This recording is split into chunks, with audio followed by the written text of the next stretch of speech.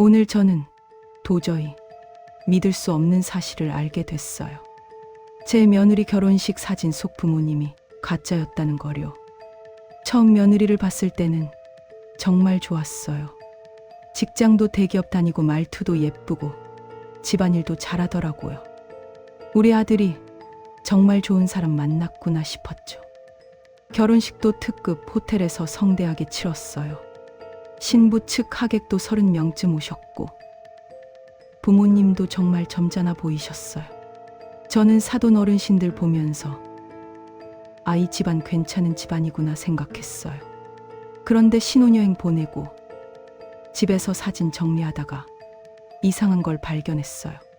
신부 가족 사진이었는데 뭔가 어색하더라고요. 가족인데 서로 간격이 너무 넓고 친밀해 보이지가 않는 거예요.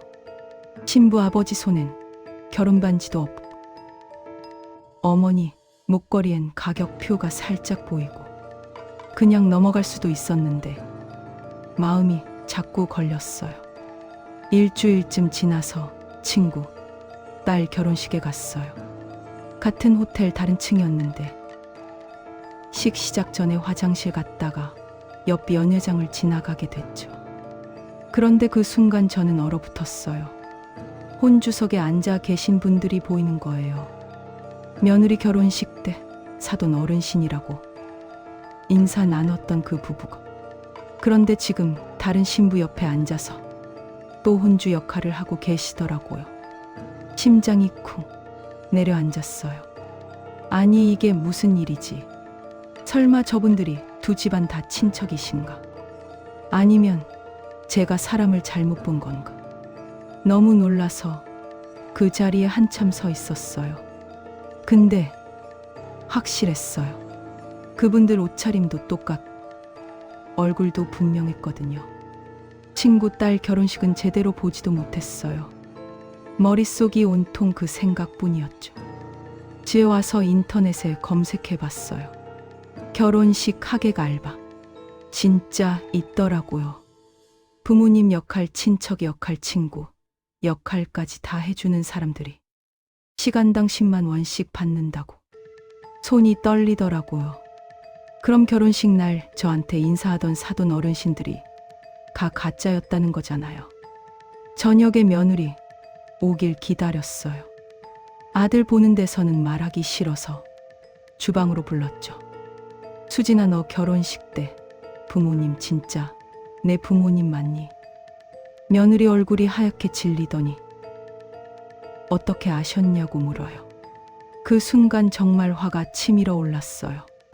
대체 왜 그런 거짓말을 한 거냐고, 우리 아들을 속인 거냐고 소리쳤죠.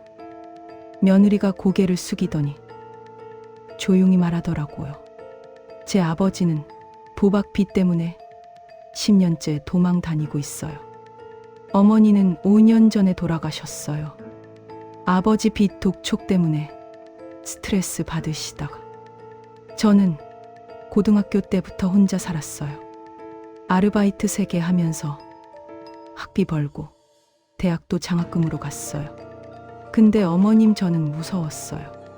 제 과거를 말하면 준호가 저를 떠날까봐, 어머님이 결혼을 반대하실까봐.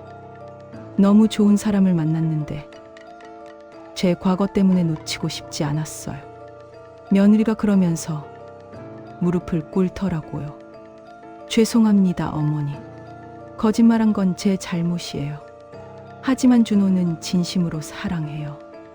그것만은 거짓이 아니에요. 그때 주방 문이 열렸어요. 우리 아들이 서 있더라고요. 엄마, 다 들었어. 아들이 며느리한테 다가가서 일으켜 세우는 거예요. 나는 알고 있었어. 수진이 과거 나는 다 알고 있었어요. 엄마, 제가 놀라서 물었죠. 내가 알고 있었다고. 결혼하기 전에 우연히 알게 됐대요. 수진이가 아르바이트 하던 편의점 사장님한테. 근데 상관없었대요. 중요한 건 지금의 수진이니까. 며느리가 울면서 묻더라고요. 왜 말 안 했냐고. 아들이 그러더라고요. 너도 말하기 힘들 것 같아서. 내가 준비됐을 때 말할 거라고 생각했어. 그러고는 저를 보면서 말했어요. 엄마, 미안해요. 엄마한테도 말씀드렸어야 했는데 수진이를 보호하고 싶었어요. 저는 그 순간 아무 말도 할 수가 없었어요. 며느리를 다시 봤죠. 눈물 흘리며 서 있는 28살 여자. 가족도 없이 혼자서 여기까지 온 사람. 제 아들을 진심으로 사랑하는 사람. 그날 밤잠을 한숨도 못 잤어요. 거짓말을 한 며느리. 하지만 그럴 수밖에 없었던 상황. 아들을 진심으로 사랑하는 며느리. 하지만 언제든 터질 수 있는 3억짜리 빚. 머릿속이 너무 복잡하더라고요. 다음날 아침 아들이 저한테 와서 물었어요. 엄마, 수진이랑 이혼하라고 하실 거예요. 아직 모르겠다고 솔직하게 말했죠. 그랬더니 아들이 그러더라고요. 엄마, 저는 수진이 없이 못 살아요. 만약 엄마가 수진이를 받아들이지 못하신다면 저는 엄마와 멀리 떨어져 살 거예요.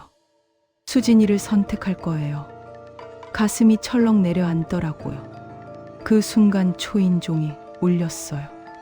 문을 여니까 낯선 중년 남자가 서 있었어요. 저 수진이 아버지입니다. 며느리 아버지였어요. 10년간 도망 다닌 흔적이 역력했죠. 딸한테 연락하지 말라고 하셨죠. 하지만 꼭 해야 할 말이 있어서 왔습니다. 남자가 봉투를 꺼내더라고요. 빚 다 갚았습니다. 10년 걸렸습니다. 3억 2천만 원. 마지막 원금까지 어제 갚았습니다. 이제 떳떳하게 딸을 볼 수 있을 것 같아서요. 제가 너무 늦었죠. 남자 눈에 눈물이 맺히더라고요. 그날 저녁 우리는 모두 한자리에 모였어요.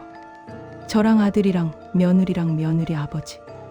며느리는 아버지 보고 한참을 울었어요. 아빠, 정말 미안하다, 수진아. 아빠가 너무 늦었지. 부녀의 재회를 보면서 저는 깨달았어요. 제 생각이 얼마나 좁았는지. 며느리는 거짓말을 했어요. 하지만 살기 위해서였어요. 며느리는 가족을 버렸어요. 하지만 버려질 수밖에 없었어요. 며느리는 완벽하지 않았어요. 하지만 누가 완벽한가요? 수진아. 네, 어머니. 미안하구나. 내가 혼자 얼마나 힘들었을지 이해하지 못한 채 화만 냈구나. 며느리를 안았어요. 이제부터 우리가 내 가족이야. 지금 며느리는 임신 7개월이에요. 며느리 아버지는 새로 시작한 식당이 잘 되어서 자주 반찬을 가져다 주세요. 사돈 어르신, 이거 수진이가 좋아하는 건데요. 고맙습니다, 사돈 어른. 우리는 이제 진짜 가족이 됐어요. 완벽하지 않지만 서로를 이해하려 노력하는 가족. 거짓말로 시작했지만 진실로 이어진 인연. 가끔 생각해요. 만약 그날 제가 며느리를 거부했다면 아마 저는 평생 후회했을 거예요. 진짜 가족이란 피로 이어진 것이 아니라 마음으로 이어진 것이라는 걸 이제야 알게 됐어요.